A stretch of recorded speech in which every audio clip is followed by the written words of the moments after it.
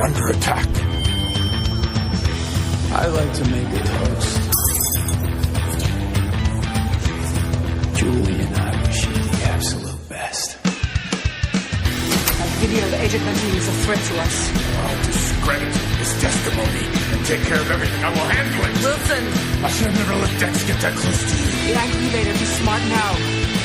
Listen to me. Welcome everyone. This is episode 45 of the Comics in Motion podcast. I am, as always, Chris Phelps and my good friend, Mr. Dave Horrocks. Hi, Chris, and hi, guys. Welcome to the Comics in Motion podcast. What we like to do here is we like to review media like movies, TV shows, and games that are based on comic books. Myself, I'll be looking at the media from the perspective of a long-time comic book fan, and my co-host Chris will be reviewing mainly from that media perspective, and we'll walk through our given choice of the week and give our thoughts on it from those different perspectives. And what we also like to do, we also like to spoil the hell out of everything. So if you haven't watched our choice of the week, hit that pause button, go and watch it, and then come back. And again, as I said with the first half of what we did last week, definitely do that this week. You don't want to be spoiled on any of this. So Chris, there was some massive news this week. And it's probably not that huge for you. Yeah. But as a certified comic book geek, certified by myself, the 1990s Fantastic Four movie is it's a little bit of a legendary thing. It's a little bit like the Ark, the Ark of the Covenant. I never thought we would ever see this, and I'm not going to speak about it too much now because I think, we'll want to go and review it. But the basic story to it is it's a film that was created never to be shown. So it was created mainly so that the guys who own the rights for it would keep hold of the rights for a little bit longer so that they could sell the rights for a lot more money later. So they made a small investment in a pretty terrible movie. And, they none of the actors knew about it. It's questionable who knew about it, and they put their absolute heart and soul into this, I'll generously call a B movie. And then the company was able to sell the rights on, and then we got the Fantastic Four, with Jessica Alba and Chris Evans in it a few years later. But they'd been able to sell those rights on. So I never thought this would actually be shown or be released. But just literally this week, it's been made available online. It's just random as heck, that, isn't it? I know. Well, I think you've mentioned it before in one of the previous podcasts, like with the old classic Chris line of, this is the worst thing I've ever watched. And you actually said to me, we've got to find this copy. And we've had the discussion about this on the podcast and privately as well. So I'm interested to see it, Dave. And I know, like we said, we're both going to get ourselves into a review on this as well. Well, I think there is someone up there smiling on us because I said I would have to find a movie. You said you cannot imagine seeing anything worse than Howard the Duck. And I said, before the year is out, I'm going to try and find something that we can watch that is worse than Howard the Duck. And the god of comic book movies has smiled down upon us, I think, and given us this gesture here. So who knows?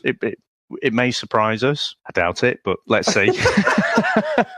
But we definitely have to review this one. And really, really looking forward to it. And I think, I've seen some of the clips from it already.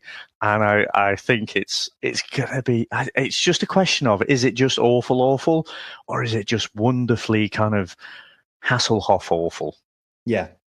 So let's see. But I thought that was pretty massive news. In our little niche part of the world, there is a documentary called Doomed, and it's all about the making of the film, and it does interviews, and so that's worth a watch as well. But to watch the actual movie, I'm really excited about this. Yeah, I can't say I am, Dave, but obviously, from my skeptical, as I'm going to nick this off of one of my favourite podcasts, Skeptical Hippo Eyes, Dave, I'm definitely I'm going to be watching this with bated breath because I think it's just going to be a classic. It's good, and these always, I think, are some of our best episodes when we talk about when it's always so ridiculous that we've got to review. And I just like the fact that, to be fair to the Fantastic Four, there's not really been a great movie, Dave. So I know this is probably going to be the absolute worst, but there's nothing that's done that quartet of superheroes any justice, really, is there? Other than the cartoons. I like the cartoons as a kid, but the films have been pretty awful. So I'm interested. If you remember, we had MLG on, didn't we? Yeah. And Mike Lee Graham, artist formerly known as. You got a laugh today. Go on. So, and I was saying, I'm really excited for Spawn next year because they can't possibly make it as bad as the first one. And he said, well, they did that with Fantastic Four. And I'm like, oh, yeah, I forgot about that. So, somehow they made that original movie look good. And, but yeah, it'll be interesting how it turns out. But yeah, I'm not expecting great things. But like I say, my most optimistic, I'm hoping it's going to be just wonderfully awful. I've seen, there's a bit I've seen from a clip where, Mr. Fantastic is reaching out and it's just... It's the worst special effects you've ever seen in your life. It's like, if you do better on your iPhone now. But I let's see. Well, it's funny, actually, just a quick little note, Dave. It's something completely off the thing. You've just mentioned Spawn there, and obviously I mentioned it a few times. I'm a massive gamer, and new, old, retro gaming, and I've got an old Xbox which is flashed with like 4,000 arcade, games on it, as well as like a lot of the console games as well. And I came across a Spawn game the other day, Dave, when I was playing it. Oh, wow. My word, it's absolutely atrocious. We might have to revisit that. Yeah, honestly, I can film it. Obviously, I can put it up and show it you first. But yeah, Dave, it's like a side scrolling sort of platform, a beat 'em up game. Sounds lovely. Sounds right in my wheelhouse. That. Yeah, honestly, yeah. I'll send you some stuff later. But yeah, honestly, I laughed to myself. I forgot to mention it the other day. No, that sounds awesome, and we've not really been holding up our end on the bargain on the games, have we? So. No. Let's just send it to me initially, and then we'll take it from there. Cool. So one of the other things I noticed again from this last week, Disney's new streaming service is going to be showing a Winter Soldier and Falcon TV series. Now, I'd mentioned to you that in the comics, both the Winter Soldier and Falcon have had a stint of being Captain America, while Steve Rogers is either dead or just out of the picture. So a little bit surprised to see those guys team up in a TV series that presumably is going to be shown after the next Infinity War. So, if you were to canvass opinion, most people are thinking, yeah, the Phase 1 actors are all going to disappear. Chris Evans had said he'd really enjoyed his time. And so you're kind of thinking, well, surely Captain America can't go. It's going to get handed across to Winter Soldier or Falcon. Whereas this sort of says to me, maybe they're going for a longer game. Maybe we won't have a replacement Captain America in the MCU, and these guys will just, tango and cash it for a little while. Yeah, it's true. It's true. It's interesting, and this Disney thing might not be terrible, but you're not going to be very gritty, Dave. If it's a Disney streaming service, is it? Let's be honest. It's not going to be a lot of R-rated stuff on there, if any. So. Yeah, who knows? Yeah, I think I hope it's not all going to be completely Disneyfied, but let's just say I've got an open mind to it. But the other kind of rumors around what could be out there, there's rumors of a Loki series, could be fairly interesting. Yeah, and a Scarlet Witch series, which probably I'm less interested in. But, again, if they went kind of dark and witchy about it, it could be interesting. But let's see. I don't know. Am I going to part with my hard-earned cash to sign up for the Disney streaming service? Well, let's see what's on there first. Yeah, exactly. I'm with you on that. Is it going to be value for money? So yeah. Good point, Dave. But all in, wrapped up in what's going on there. So this week, we're going to be looking at the second half of the Series 3 Daredevil Netflix series, aren't we? Yeah. So last week we started off with episodes 1 through to 6. And this week we're going to look at episodes 7 through to 13. And so let's dive right into the comics background, and then we'll talk a little bit about the series background, but more with a focus on what's going on with Netflix right now. Oh, that's good. So last week we had a talk about Kingpin. This week I'm going to focus in on Bullseye. And so when we looked at that first half of the series last week, there were hints, is this Bullseye? Well, he's called Poindexter. I only know one Poindexter in the comics. But, they were kind of playing around with who he was. And I was a little bit hesitant to say, yeah, this is definitely Bullseye at first. But no, it's definitely him. And he first appeared in Daredevil 131 back in 1976, a vintage year, if I might say so myself. He was created by writer Mark Wolfman and artist John Romita Sr.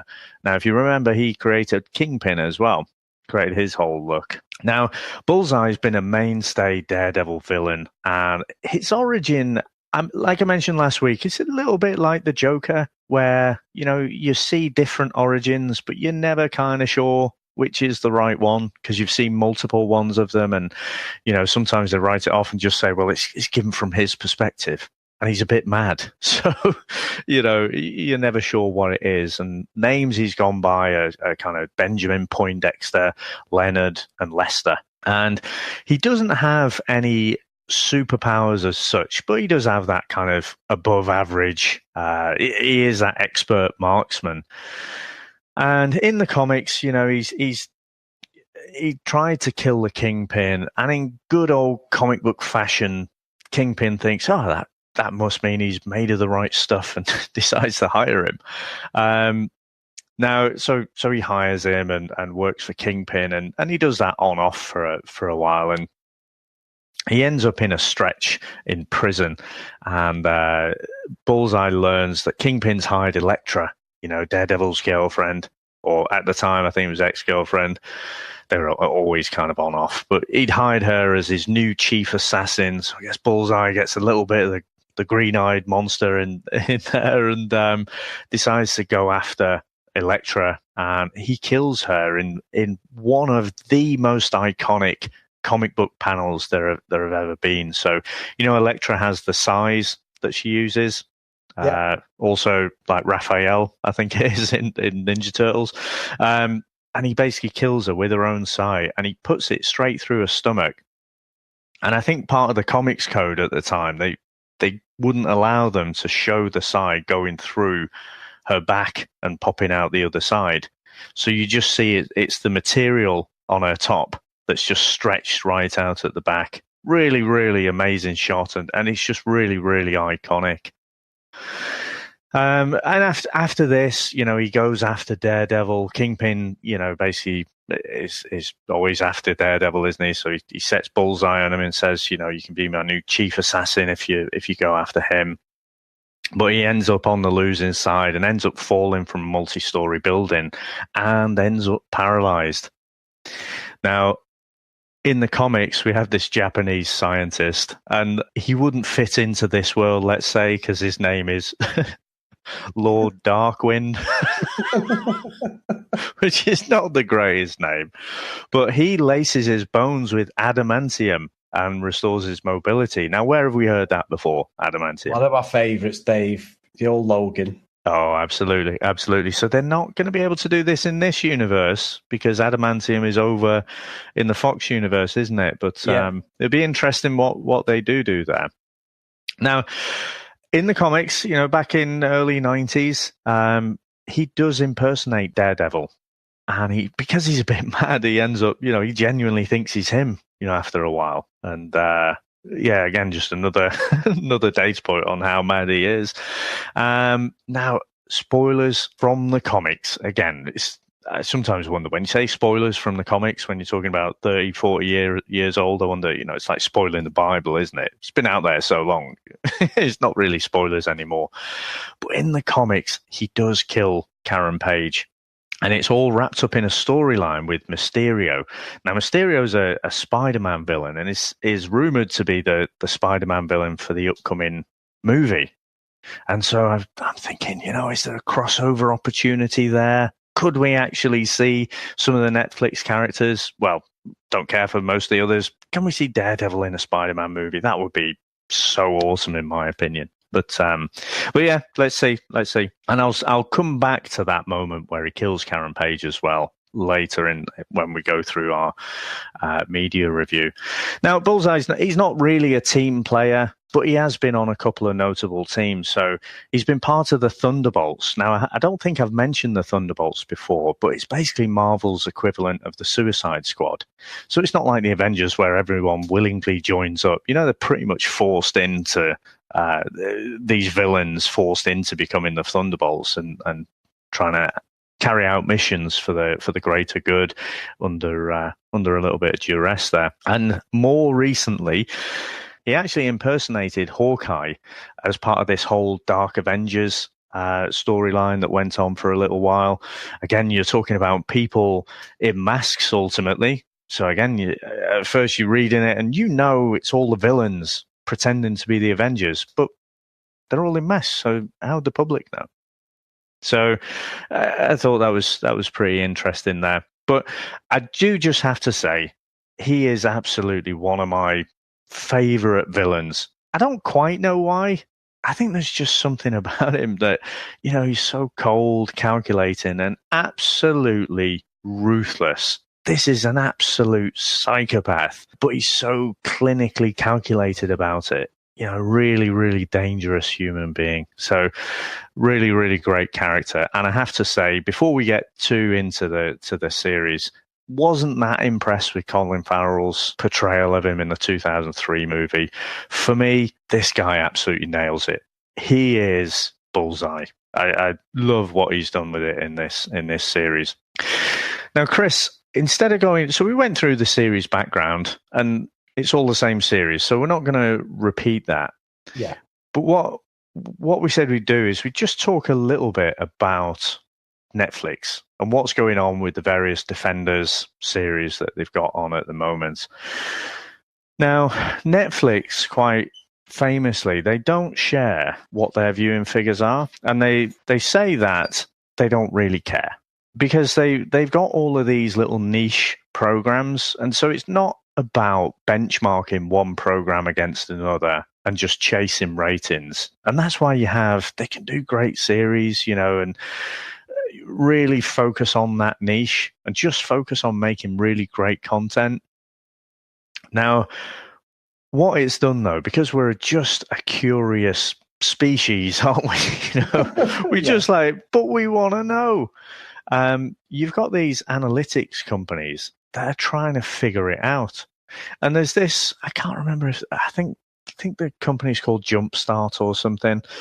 You got this analytics company across in San Francisco who are looking at people's browsing habits. So you can't go deep into the guts of Netflix and find out, okay, from them. They're the only ones who really know that. But people have been looking, well, how many times do people click, on the Daredevil series? If they're looking at their browsing habits, and tracking them all. And if you think people aren't doing that, well, you just shouldn't go on the web.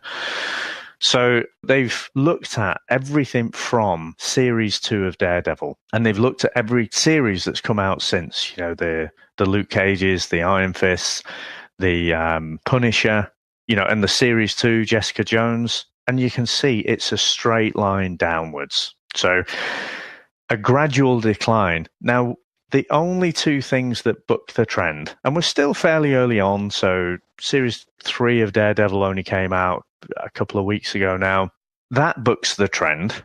So you see a little spike. And also the Punisher, you see a little spike there as well. But everything else, Luke Cage, Iron Fist, it's all trending downwards. It's bizarre, isn't it? Well, so, I mean, what do you think about that? I mean, what's your personal perspective of all of these different Netflix series? I think we are reviewing the best one that we have reviewed, Daredevil is without doubt the best series that they've. It's the first series that came out, and I think it's also the best. I think having watched it, and not just because of doing, the comics in motion and what we both love and stuff, I honestly think that if we weren't even doing this, Daredevil would be something I'd watch.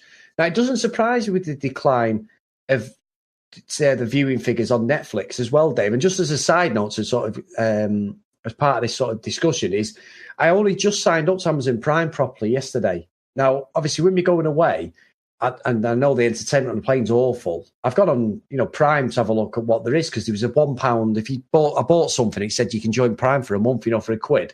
So I've joined it a few times, but never really used it properly. Anyway, I went on yesterday, and I must admit, I'm a big documentary lover and stuff, and there's plenty of stuff on Netflix, but I do find myself scrolling, or whether the algorithms of what searching stuff comes up on my front screen is different to yours, but it seems like a bit of a grind sometimes to find stuff that I want to watch, to justify paying for it. Yeah. Whereas initially with Prime, and this is only after one day, because I'm sure it'll get old. I don't know how often they refresh the store, but there was a lot of things on there I've downloaded straight away, and I've gone, I didn't realise it was on here. Even films that are a couple of years off, I'll have to watch that, I'll have to watch this, and these different things. And I think Marvel's niche at the moment is on Netflix, but as we know, the Disney thing, it's all going to go to Disney pretty much. Netflix is just going to have none of these series, and obviously Daredevil is the flag bearer.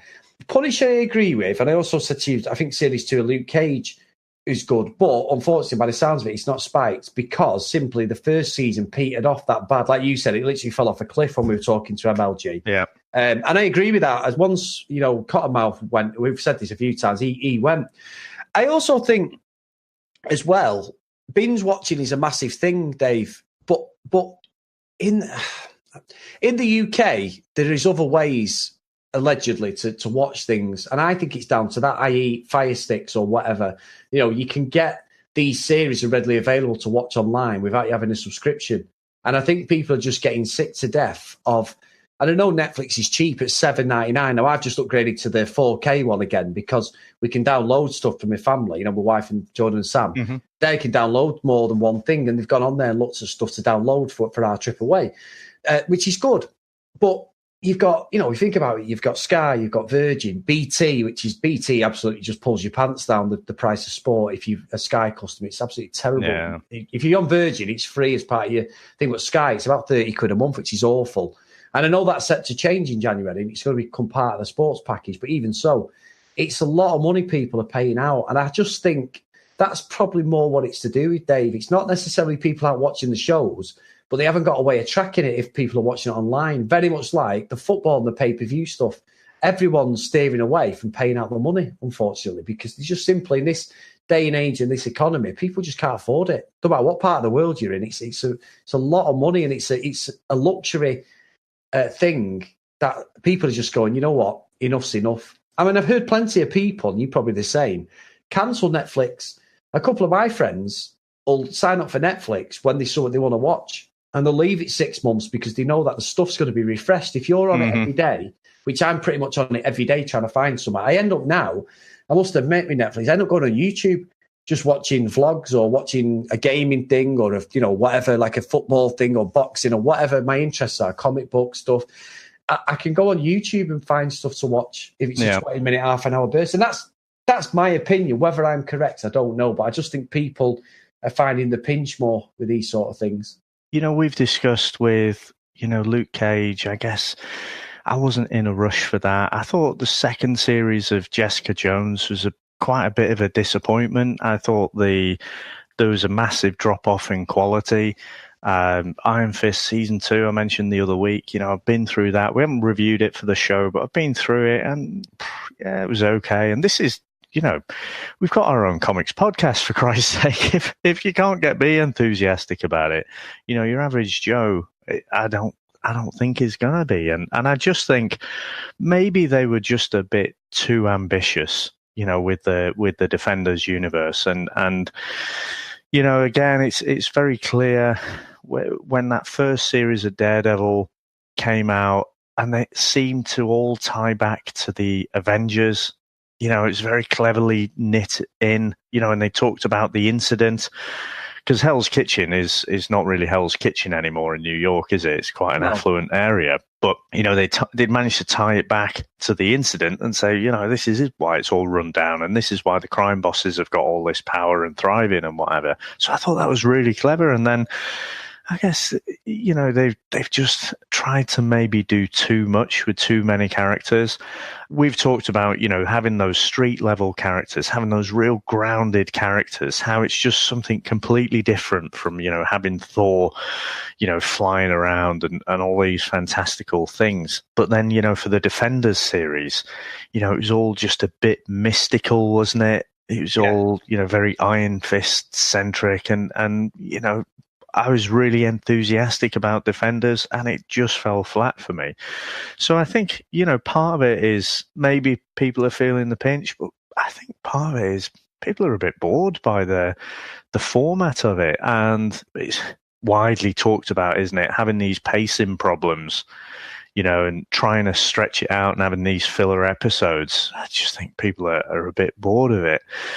The other thing I'll throw out there, so I love binging through stuff, but when it drops, it's moved from loving binge watching something, like Breaking Bad, Dexter, things like this. I've absolutely just rattled through the whole lot because I've come late to the party on it.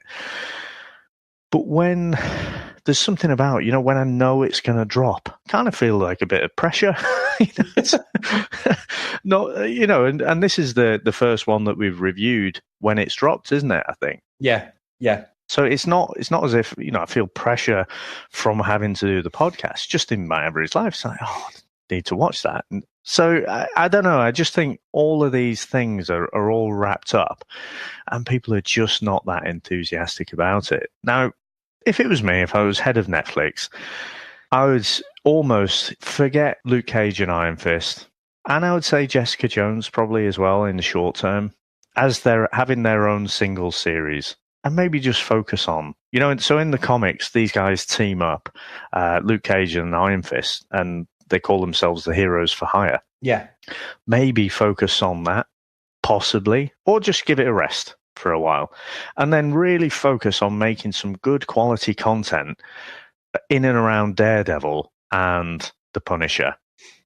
And what they do in the comics, Chris, if they're experimenting with characters, they want to bring in a new character and they just want to see what the readers' appetites are for them. And then if they're really popular, okay, they'll spin up another comic book line for that character. Why not do that? So, have some of the characters in Daredevil, in Punisher, interacting with them, not just out there on the periphery. And then, if there's appetite and people want these shows, then okay, put them out. But clearly there's trouble there. And it does seem, because everyone was speculating, weren't they, that, it's Disney. Disney are pulling the rug from under Netflix. I don't think it is that. Seeing this analytical data, it does seem, it's just, or the trend is downwards on who wants to watch it. No, exactly. The risk isn't, the reward isn't part of the risk, is it? There's no point in them going all in on a Luke Cage Series 3 or especially an Iron Fist Series 3 when there's not going to be anyone there. It critically gets panned as well as viewing figures wise, doesn't it? So it's just business at the end of the day. And also, Dave, just a quick note of something you mentioned before regarding the Defenders.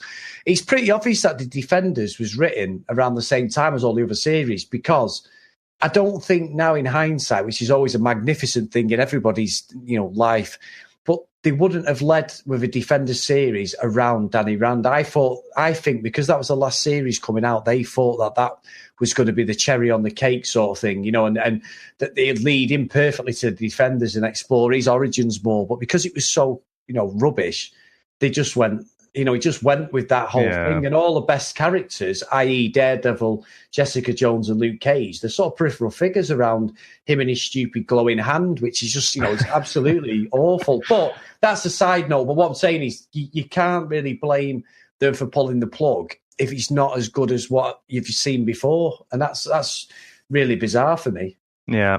So, great point, Dane. Great discussion as well, to be honest. Yep, but I mean, I have to say, we'll get into our series review and recap. But come on, Netflix, you've got to do a full series of this. I don't care about anything else. I want this full series. Yeah, I totally agree, and I'm sure we'll find out what we give it a bit later on, Dave? Yeah. Now, Chris, should we go through? We've got some more iTunes reviews. We have, Dave. So shall we tackle those before we get into our review? And I think this week it's you first, David. I think I went last week. It's only fair that we hear your dulced review. Well, I'll try and hold it together a little bit more than I managed last week with the lady Glaswegian. So what have you got for us this week, Dave?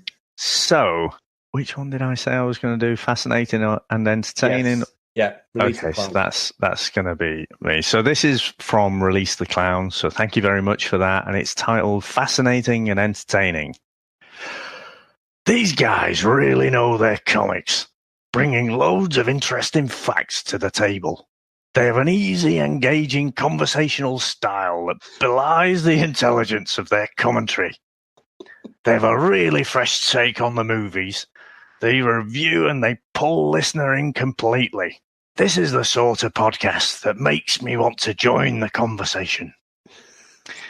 And that's from another lady. Obviously taking the same hormones as last week. Who's also been hitting the iron brew pretty hard. Very good, Dave. Very good. Now, Chris, what delights do you have for us this week? Well, this is going to be a hybrid-like review, Dave. This is by Beyond the Box Set, and it's entitled An Enthusiastic Cinematic Deep Dive. I'll just clear my throat. I don't know how I'm going to start this. There we go. Comics in Motion takes a deep dive into the world of modern movies from the perspective of two friends with quite different outlooks. One is a major fan of the source materials. The other mostly sticks to the movies. This results in a show with enough substance for hardcore fans, but accessible enough for more casual listeners. A strong format with a lot of potential. That was good. I like that. I have no idea what it was. I haven't either. I was supposed to be Donald Trump, but it ended up being some villain. Donald Trump? It ended up being some villain off James Bond, I think, name. I thought you sounded like you were commentating on the snooker. A bit of Stewie or Family Guy mixed in as well. That was so. Thank you for that review, as always. That was fantastic. Now, Dave, have we got any commercial breaks this week? We do. As we've talked about in previous weeks, we just want to share with you some of the other great podcasts that are out there on the Britpod scene. And so we'll be right back with you after this short break.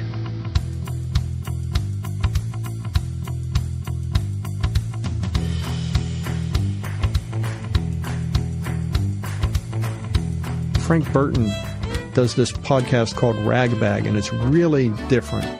But if you're in the mood for something different, I would listen to that. Welcome to Ragbag.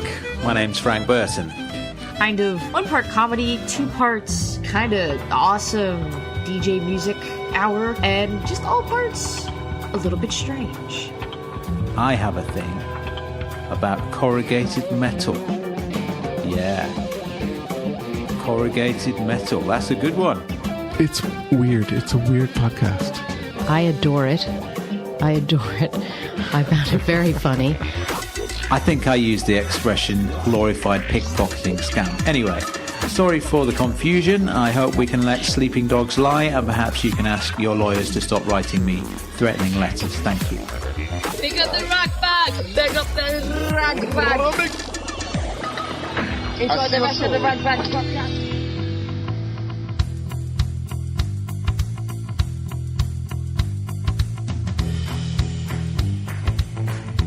Okay, so we start off, we pick up from the imposter Daredevil, so Dex attacking the Bulletin and killing off, I can't remember his name now, the witness, and basically threatening Evans, and basically threatening Karen.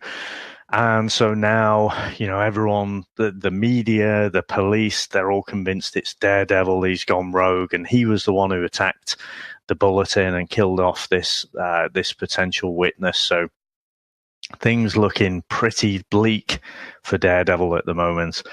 And basically, Karen's boss at the Bulletin, he's understandably not very happy. Dex laid waste to lots of people. It wasn't just the witness, was it? He decimated the whole place.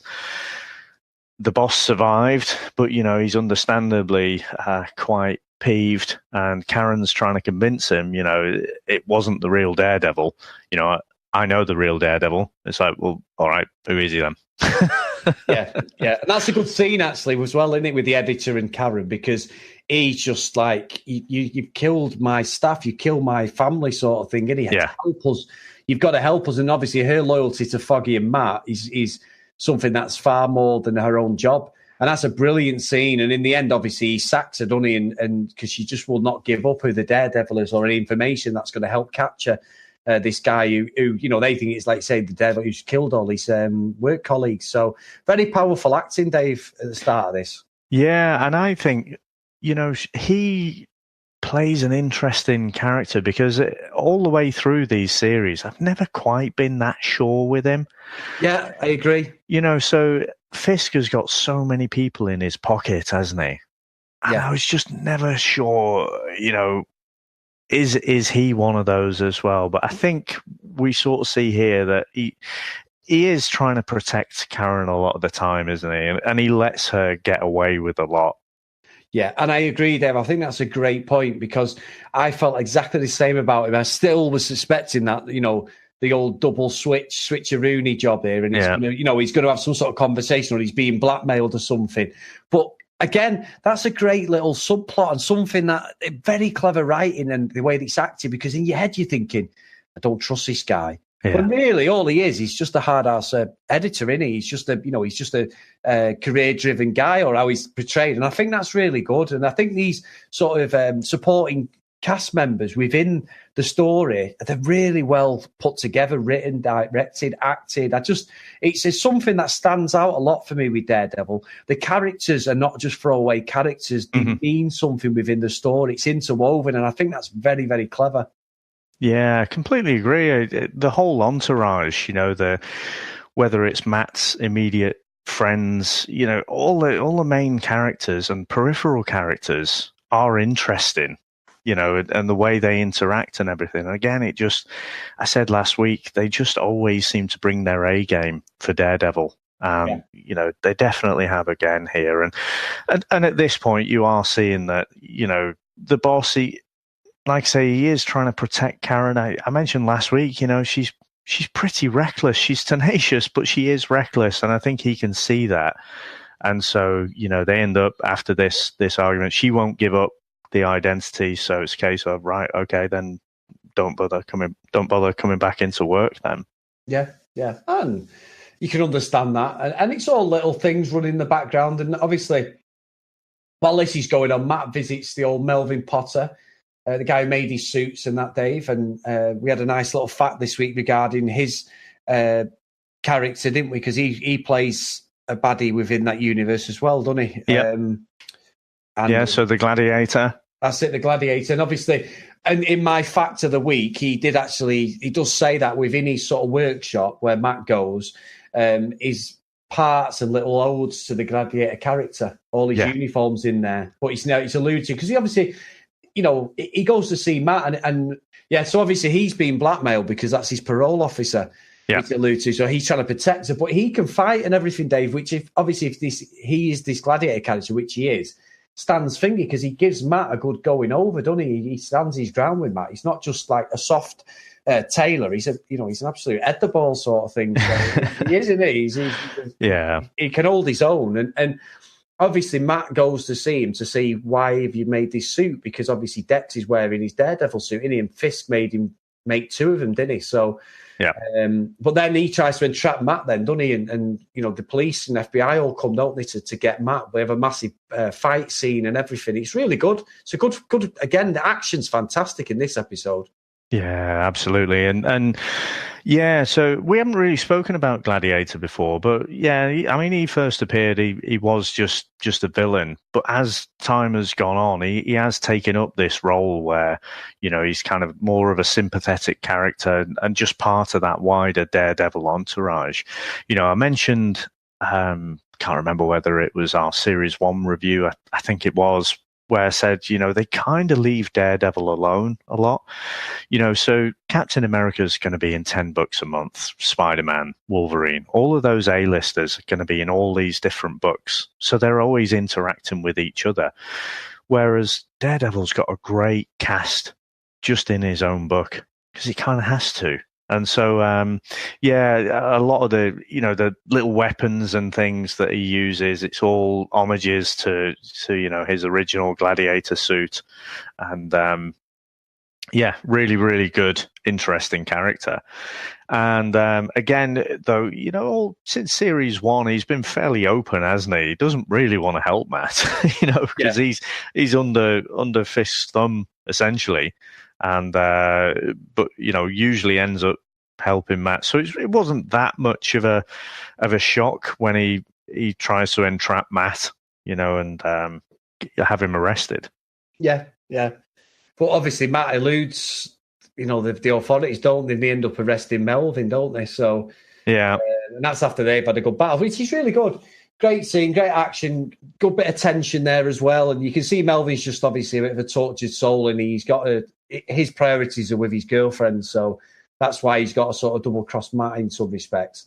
And then obviously Nadeem, always, he's under the impression now he's getting to the point where everything's coming together, the jigsaw, that, Fisk is just totally manipulating the FBI. Yeah. And there's something going on that's just not right with her. And obviously we've had this little thing with Fisk once he got into this apartment a couple of episodes ago regarding the fact that, the old classic, well, his bedroom's the only room that's not got cameras in it, which for me is a bit of a stretch, Dave. You've got one of the most manipulative, I love the series. I'm not going rogue on the series, that, after what I scored episode 1 to 6, but, splitting it in two, this was it's just little things like that. You're thinking, come on, you'd have a camera in his bedroom, wouldn't you? But then again, the plot wouldn't move along, would it? Fisk won't be able to do what he's doing. So I think Chris just needs to shut his mouth for this one and just let it go. But it's good. And then Matt comes to Nadine's house, doesn't he? And sort of,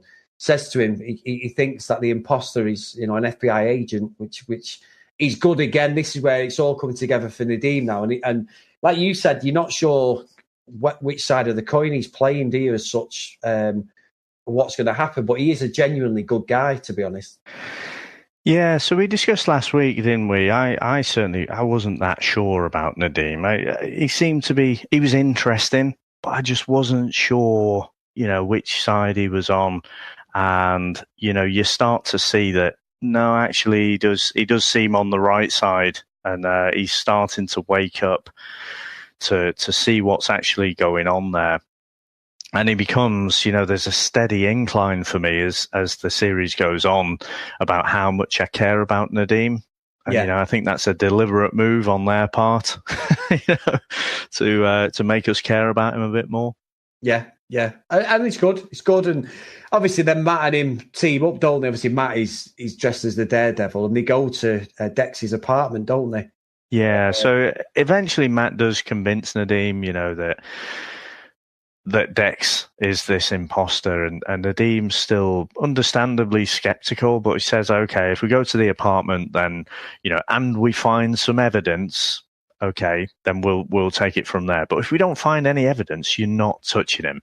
Yeah. And I'd tell you what, Dave, this is another cracking scene as well, is when they're in his apartment and Dex, he knows they're there, doesn't he? And he's across the way and he's firing stuff across at him and shooting. But Matt realises, because obviously his senses and his hearing, he's ricocheting the bullets, he's ricocheting the knives, whatever he's throwing, the objects. Fantastic. Really, really good tension and proper, I'm totally involved in this now, thinking, come on, they can't get out. And then I'm thinking, is Nadeem going to bite the bullet here, and it's going to send Matt spiraling into everyone else hating him even more. But really, really good scene again. Yeah, I agree. It was really, really quite tense, and Nadine does take a hit, doesn't he? And but actually, just before Dex came back, they didn't find the suit or anything, but they did find the therapy sessions, the recordings from the therapy sessions. So, and that becomes a little bit more important later when they, when Matt in particular listens through and finds out a little bit more about who Dex actually is. Yeah. Now, what I thought was interesting as well, so, just before that, so Dex kind of realizes that, he's messed up a bit with Julie, coming off as a complete creepy stalker, Like you do, yeah. Yeah, so he tries to reconcile with Julie and sort of has a bit of an apology and agrees to meet again. Now, I at this point, I didn't quite know what was going on, because you sort of see, what we know now is Julie just walking into her apartment, and you've got a couple of workmen there, haven't you? Yeah. And just put a bullet straight through her head. There was no build up or anything, because I saw her at first and I thought, that can't be her. That's got to be just a random killing, surely. But no, Fisk realizes that without Julie, Dex is going to need someone in his life, this North Star, Yes. So she's a bit of an inconvenience. So she was useful to a point to rattle Dex, and, now he needs to get rid of her, and just absolute clinical brutality, just kills her straight away. And then, Dex has sent her a message a little bit later, saying, can we speak? And they've nicked her phone, so as if it's sending from her to just say, no, I never want to see you again. So, at this point, you think Dex is kind of, he could still come back from the brink, but that's it. Fisk has absolutely tipped him over the edge now. Yeah, very clever. Like I said last week, Dave, it's the codependency gag. A very, very clever Fisk. Really clever character.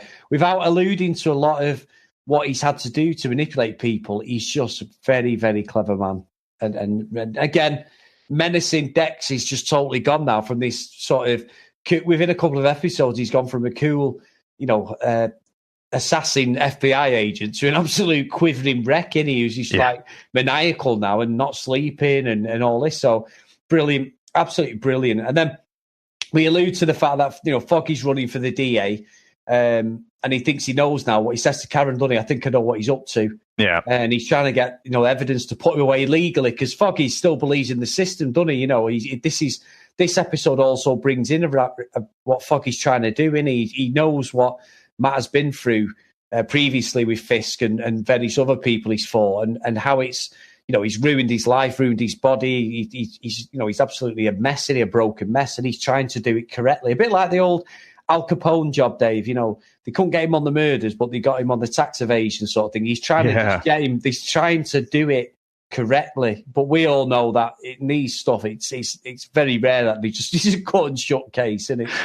I thought it was, throughout the series, though, I thought it was a really interesting back and forth. I mean, they both started out as lawyers, so they should really believe in the system. And again, I think in the series, Foggy is a lot stronger than he is in the comics, and I really like what they've done with him, because he doesn't just back down. He's not subservient to Matt. He's really fighting his case and doing he has a few moments to shine here, and like I say, he's going for the district attorney job, and you fancy he gave a good little speech, at the. It wasn't a rally, it was kind of a dinner type of thing. And I thought he was holding his own well in this episode, but throughout the series. No, I think that's a good spot, David. And this next bit, Dave, I'll let you lead into this. I think was one of the best scenes in the whole series. Karen goes to visit Fisk. Well, again, I did mention last week, didn't I, when we looked at the first half of the series, that Karen is just so reckless. And she decides, Foggy figures out, I know what Karen's going to do. Oh, no, best leave this dinner and go and intervene. But Karen has got the biggest kahoonies out of anyone in this Netflix Marvel universe, I think. Yeah. Because, you know, she goes to confront Fisk. So her plan seems to be to get Fisk to attack her so that, you know, he attacks her and then he gets put back in prison. Now, not a Kingpin level of plan, I wouldn't have thought. You know, so her plan was fairly limited. But again, I said last week, she just sees danger and runs towards it. Now, if Kingpin was to actually go after Karen, none of the FBI agents would get near before he snapped her like a twig. Yeah. So, you know, again, but she doesn't really care. She's not thinking like that. So she's trying to goad him and, you know, trying to get him rattled and wound up. And basically, you know, she says, you know, I know you killed your own father. She's talking about, you know, because Kingpin in the first series, he killed Ben Urich. And she's like, you know, I was there and, you know, I'm the real one, you know, you should have been mad at.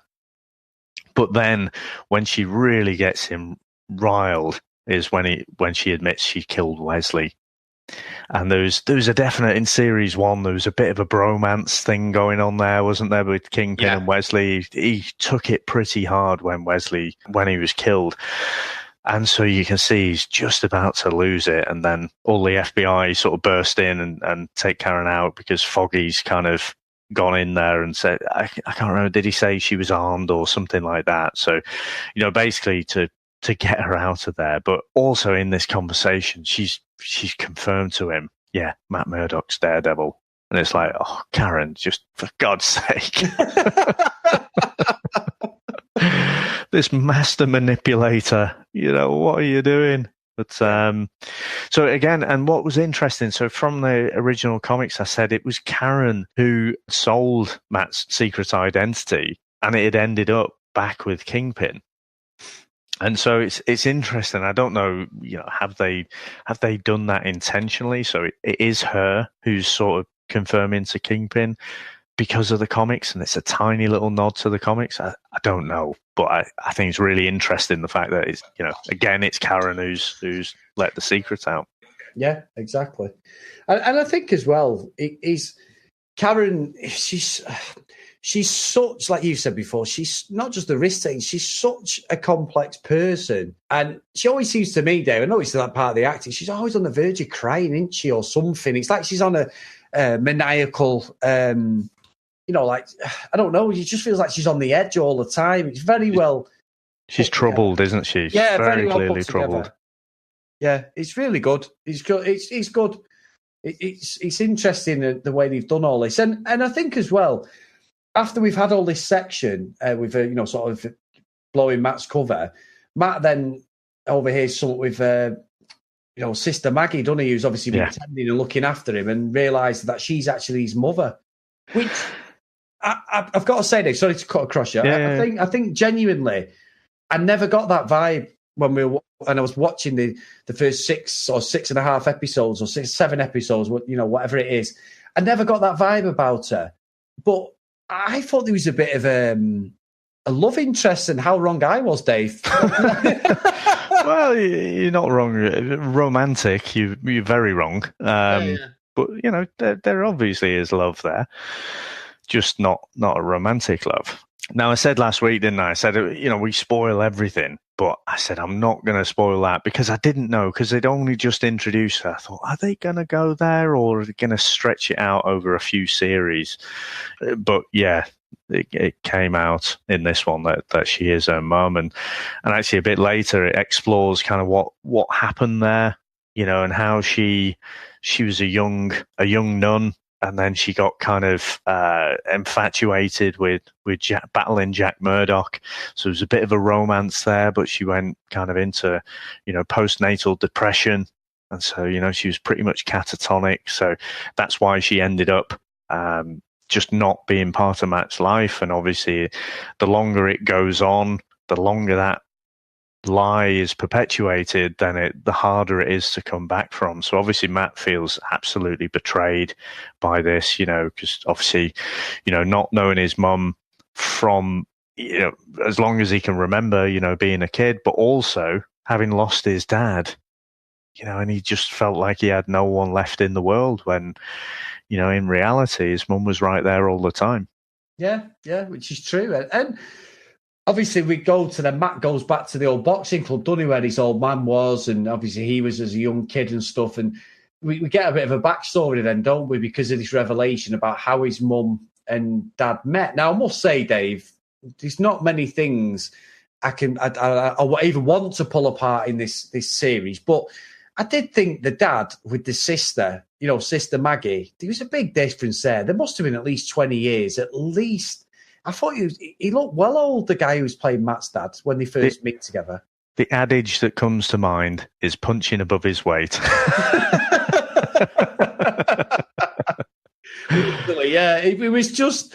It wasn't bad. It was just, you could see that they were trying to de-age this guy, but it wasn't at the levels of Ant-Man or anything, Dave, was it? I think they simply put a bit of mascara on him and a bit of filler in on his cheeks and that, because it wasn't the best. You could tell this guy was nearing 50, and the girl who was playing the young Sister Maggie was probably early 20s. So it was more like the DC Warner Brothers type de-aging, wasn't it? Ruffle the hair up a bit, like Christian Bale, give him some curtains or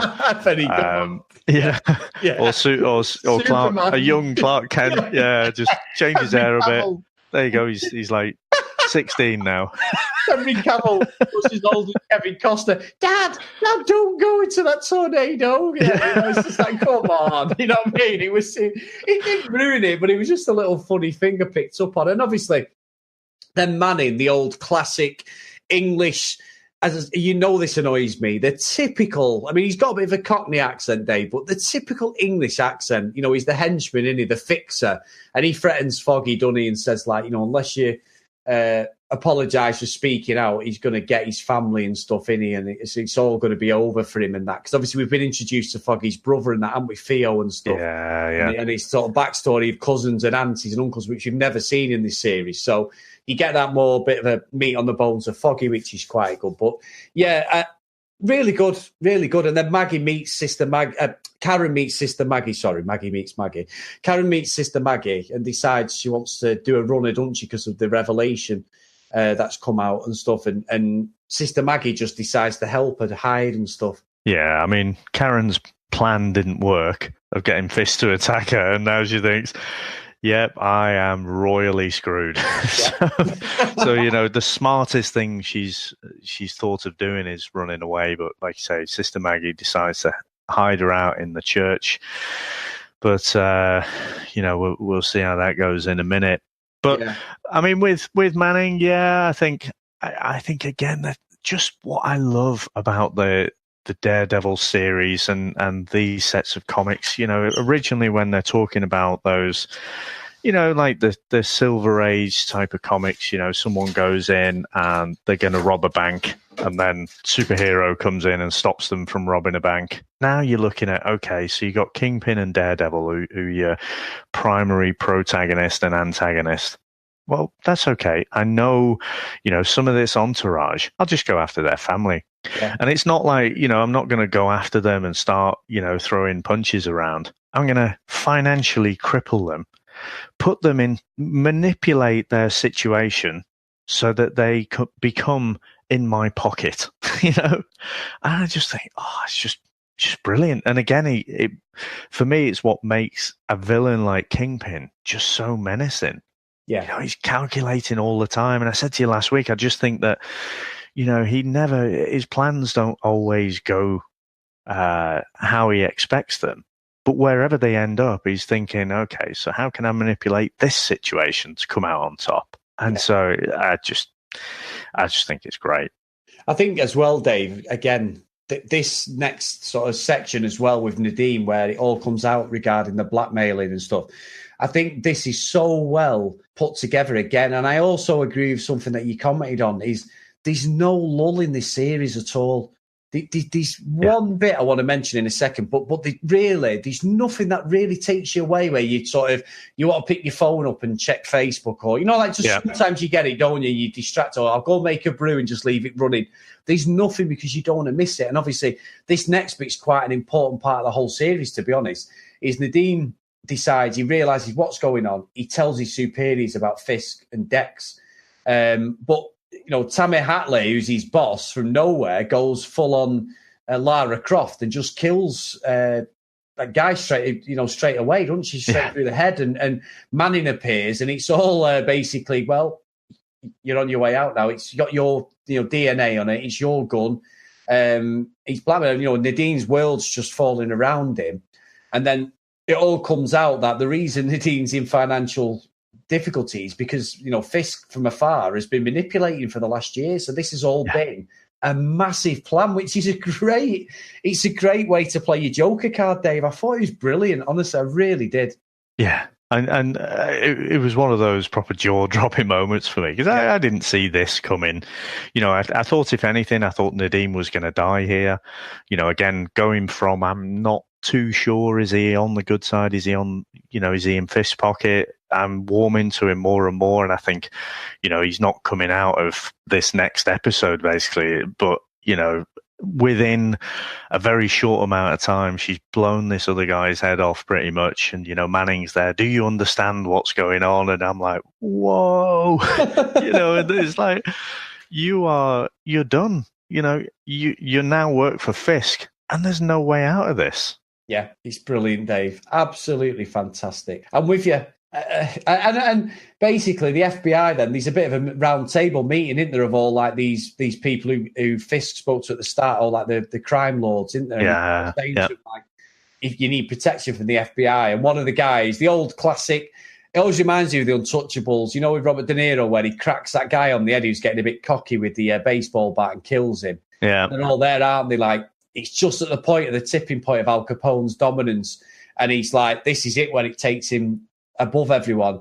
And it's like that. And it's a bit like this scene, Dave. I tell you what this scene's a bit like. Do you remember the start of Series 2? Mm-hmm. Where we get introduced to the Punisher.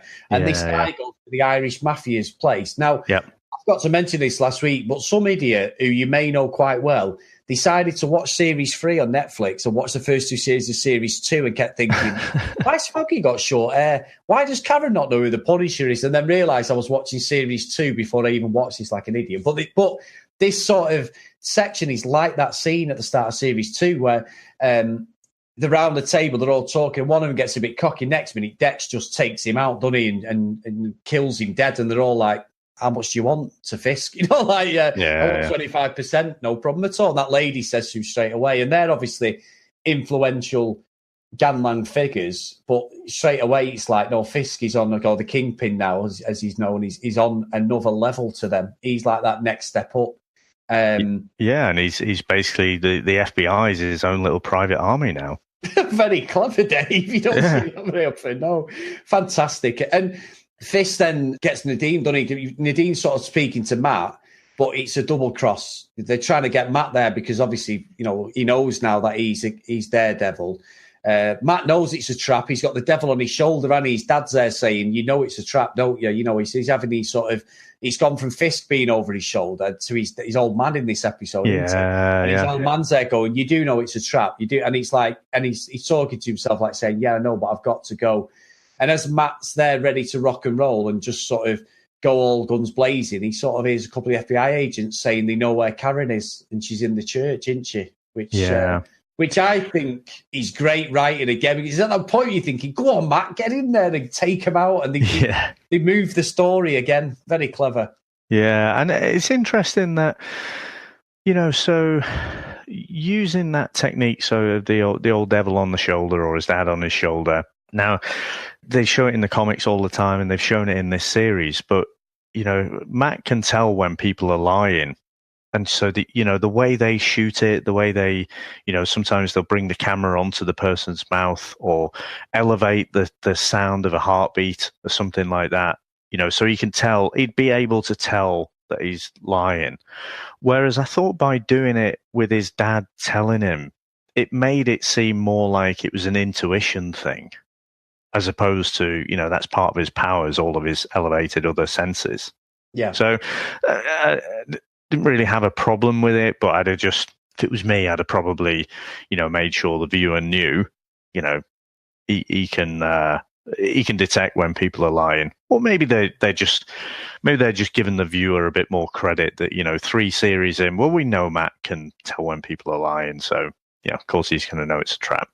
No, good point, to be fair. And I've got to say, Dave, this next section, I'm going to hold my hands up and say it's the one bit of the whole series that I didn't necessarily like, and it centres around Karen's backstory.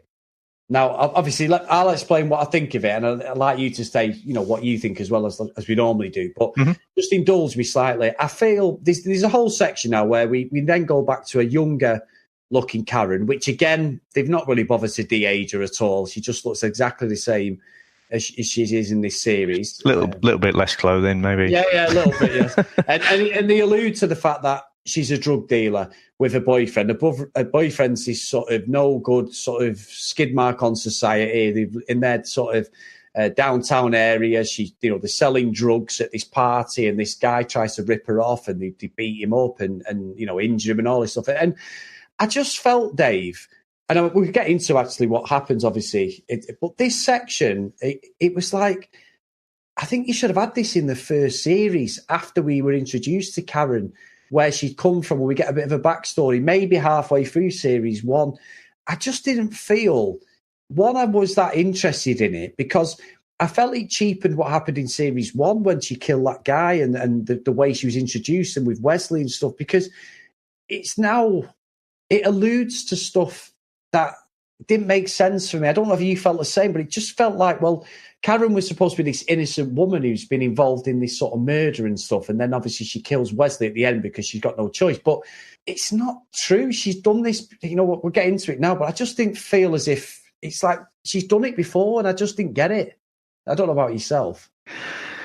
Yeah, so, I mean, the first thing I'll agree, we talk about, the Netflix Marvel series having a bit of a lull, all of them.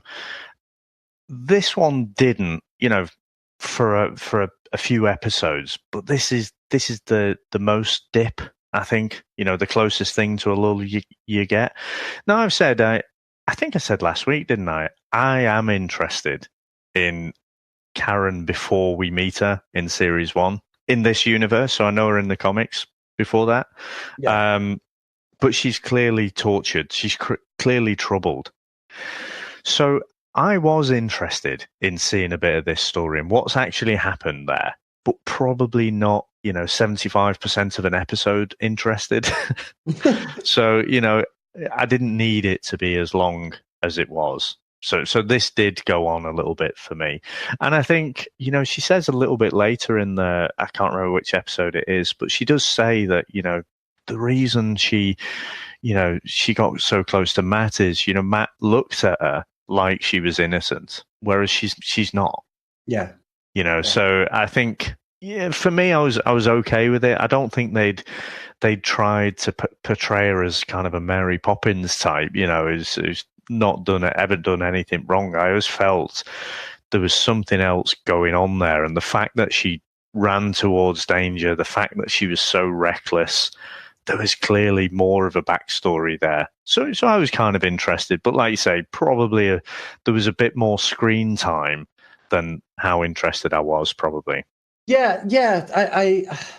I felt what I was worried about was when I first watched this was I'm thinking, no, please don't be that mid-season lull that we expect, because the Punisher had quite a bad one for a couple of episodes, which was really not necessary, just to fill out the 13-episode slot. And I was thinking, no, please. I know it sounds daft, but because it's so good up to this point, I was thinking, don't fill it with a load of crap that just means nothing to us. I just didn't think, and I agree, it was 70% of an episode, this. And the only thing I'd say on a positive thing about it, because obviously we find out that she didn't go to college because her mum died of cancer, and she felt like her old man and brother couldn't run their diner that they had in this little outback of America, didn't they? This little sort of their town. Mm-hmm. And she's always sort of binging on alcohol, drugs. There's a couple of bits when she's working the diner where there's blood dripping from her nose because obviously she's a coke addict. The copper picks up on it. And then it's like she decides she has a massive bust up with her old man, doesn't she? She decides she's going. Yeah. And then her brother goes to their caravan, Karen's and her boyfriend's caravan, Todd, and basically sets it on fire. The old brother's obviously not behind the door himself for a bit of arson. So he decides to think, and then they have a scrap, don't they, where Todd's going to kill the brother, but she kills him, doesn't she? Does she kill him, or she shoots him, doesn't she? But I don't know if he's dead. Yeah. It's just, she shoots him and she goes, doesn't she? And all that. But the police then say, like, just go. They cover it up for her, don't they? And she has to leave town and stuff, which is... Yeah, so they have a crash, don't they? And then, a brother dies in the crash. Yes, sorry, yes, yeah. Yeah, and again, stretching believability a little bit, wasn't it? That the police were like, your family's been through enough, just disappear. It's like, really? So, but, whatever. That's essentially why, because I think Manning had hinted, he knew something about Karen's backstory and about what happened with the brother and whatever, and this just fleshed it out and enabled us to see it a bit more. But like I say, probably I didn't need to see most of it. I could have been sped through this little backstory a little bit more, I think. Yeah, just like I say, I won't keep going over it. I just felt it was something we needed to know in the first series, not the third. There was no relevance to what was actually going on, to be honest. And I wasn't... It just cheapened who a character was, I thought, slightly from the first series. But anyway... You could have dropped this anywhere, couldn't you? Yeah. But easy. I think, she's been reckless through the different series, but particularly with what's going on with Fisk, you see she's been particularly reckless. And actually, in terms of the storytelling, I think what they're trying to do is give you a little bit more backstory to give you what's coming next. Yes. Or to lean into what's coming next. So back to the present, you get Dex all decked out in his Daredevil costume, and basically he's heading to the church to kill her. Now, again, the numbers of people who watch movies, who watch the TV shows, are way more than people who read comic books these days. Yeah. So I often wonder, there's often these little nods to what's happened in the comics, but I often wonder, like, how much are they really pandering to the comic book community? Because it's just a small little bit of the viewership. And so I must admit, with what I told you before in the comics background, kind of think Karen's going to buy it here. And so, the Karen episode, essentially, I think is leading up to her death. That's what I think at this point. Yes. Yeah, like an Origins type thing. And that would make more sense, to be fair, Dave. But again, another fantastic scene. Dex just, as like you said, there's no filter, there's no moral conscience. He just strolls straight into the church, doesn't he? And, and he comes straight down the aisle. Everyone's there with Father Latham there, Latham, and he just decides to start taking names and just starts killing people at will, doesn't he? And obviously Karen then steps out, doesn't she, and says, like, I'm here, stop it, because obviously he's killed a couple of people. The others are trying to get out of the church. And then there's a bit of a standoff where you're thinking, she's going to get it now. And then Max comes in, doesn't he, at the last very second, Daredevil. And we have a cracking fight now, which goes across the whole of the church, don't we? Yeah, it's an amazing fight sequence again. I mean, just... there's just so many of them in this series, isn't there? And again, you kind of, not to keep beating up on Iron Fist, but the level of these action sequences is just so much higher than anything else they've done. Yeah, exactly. Really good, really good. And then obviously, Karen then, he gets the better of Daredevil, Dex does, and there's a bit there where it is Karen's going, and just at the last seconds, Father Latham jumps in the way, doesn't he? And he gets killed by Dex. And again, this is where I think, it must have been a bit of a nod to the comics because, it's kind of, so Bullseye kills Karen in the comics, and it's kind of in the same way. And so, the camera's zoomed in on Karen's face and you hear, there's something that's gone into flesh. Yeah. And it's only when it pulls away you realise, old Father Latham, he's got in the way there. And I thought, you're cheeky scoundrels, you cheeky scamps, you got me. I was convinced Karen was dying here, and nope, the father's bought it. Yeah, he's took one for the team. But again, great episode, and this saves what's happened with Karen for me. Yeah. This saves what's happened, and it makes a bit more sense.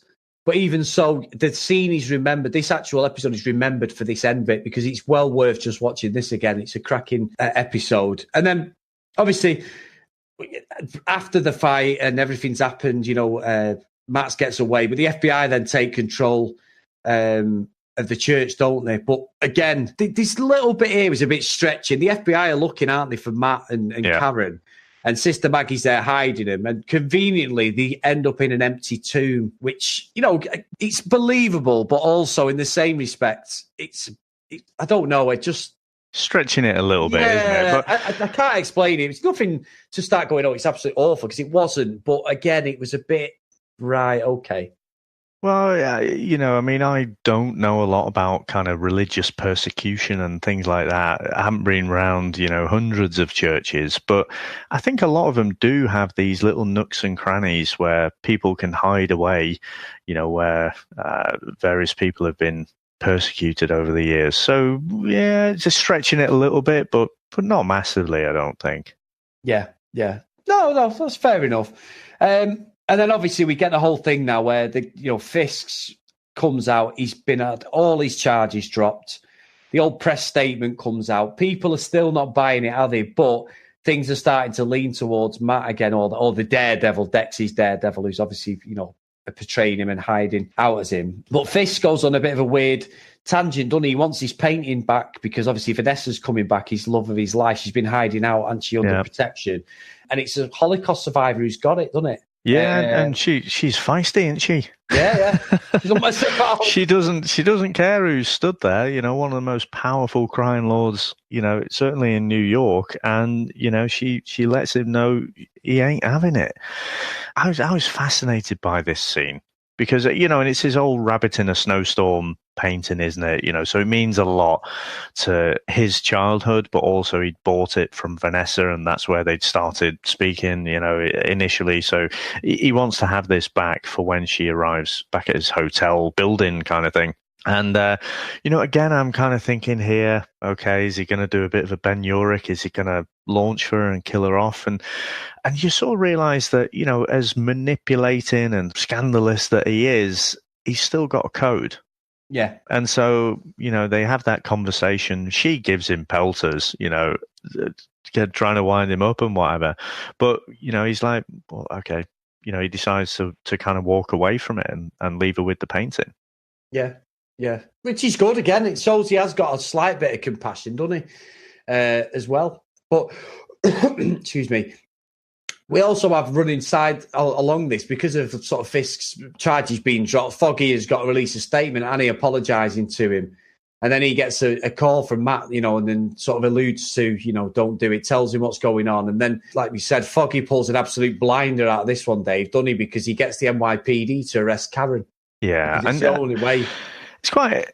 You see this a lot in American TV shows and movies, don't you? The different jurisdictions of the different bodies, that you have. We don't really have the same kind of thing in the UK, do we? Where you have these different organizations battling about whose jurisdiction it is. But he knows that the FBI is in Fisk's pocket now, so he can kind of leverage the NYPD to actually get Karen to surrender herself. It's a murder inquiry now, so apparently that means, it's not a federal crime. It's it's under the jurisdiction of the NYPD. And I thought, very, very clever, and, well done, Foggy. Yeah, really good. And also Nadeem, he's still working under the control of Fisk as such, but he has a word, doesn't he, with the police, and says to him, you need to take her because she's going to die, basically. Yeah. If you don't, sort of thing, get her away from us. So she's not safe.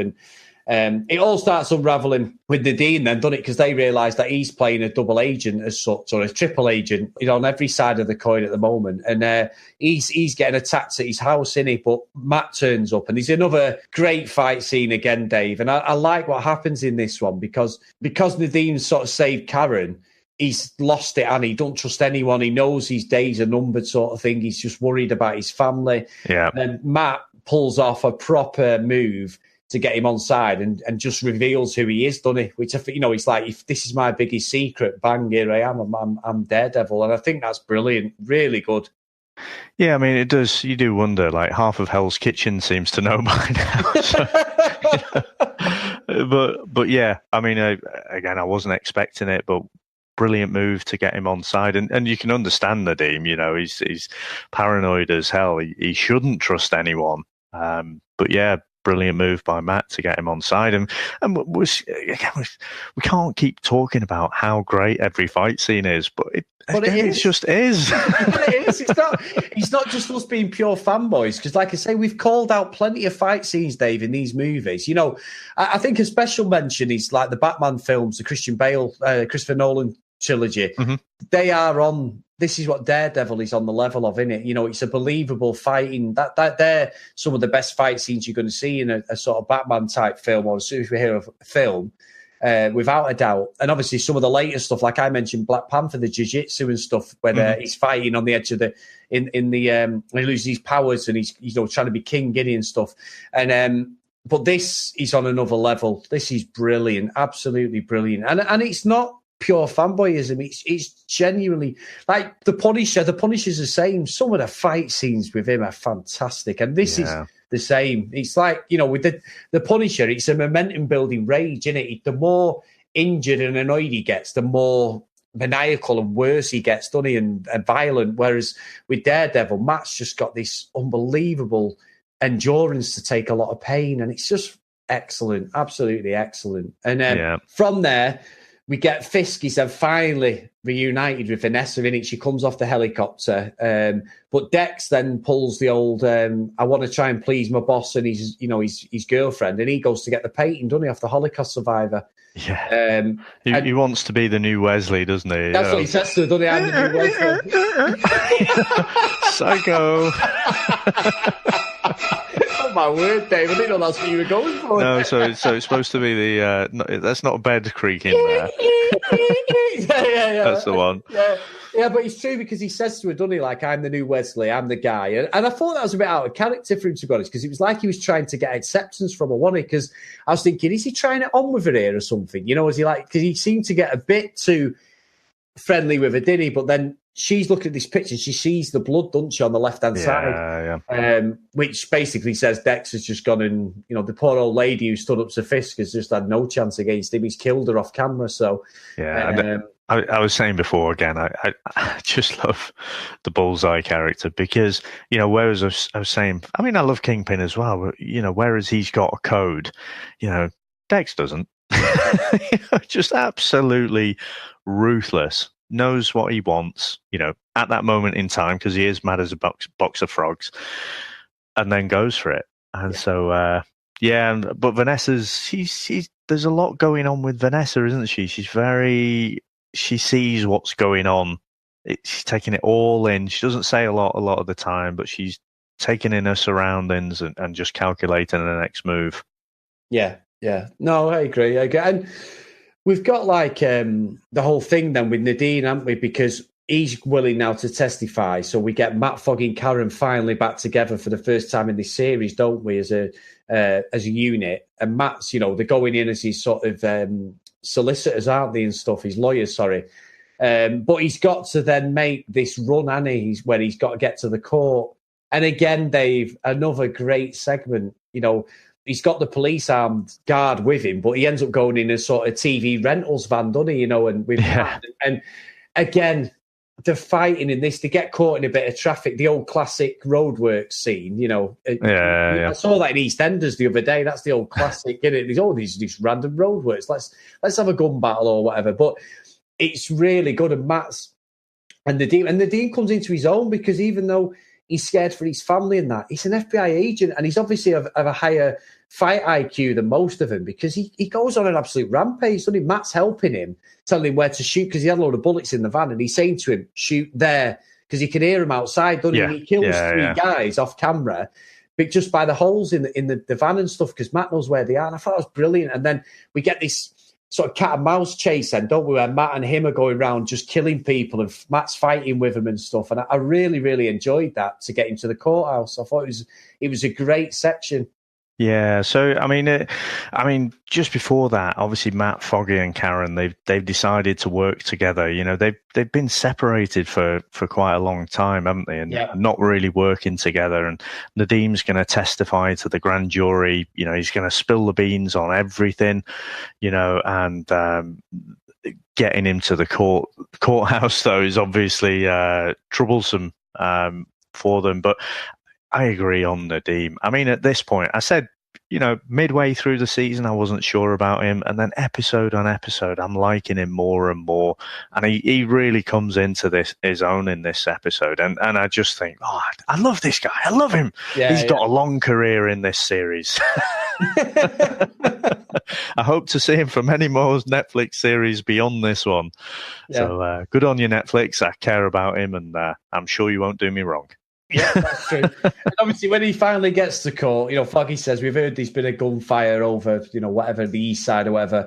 He gets there, testifies, but while this has happened and he comes out, Matt then overhears with his supersonic hearing that the jurors' addresses are all being read out by somebody, aren't they? Because Fisk has got to him, basically. Every one of the jurors, you can see the look of pure fear and panic on him. And basically, Matt says straight away, it's not, you know, that's it, we're done sort of thing. It's, you know, he's got to the juror. And I thought that was good, really clever.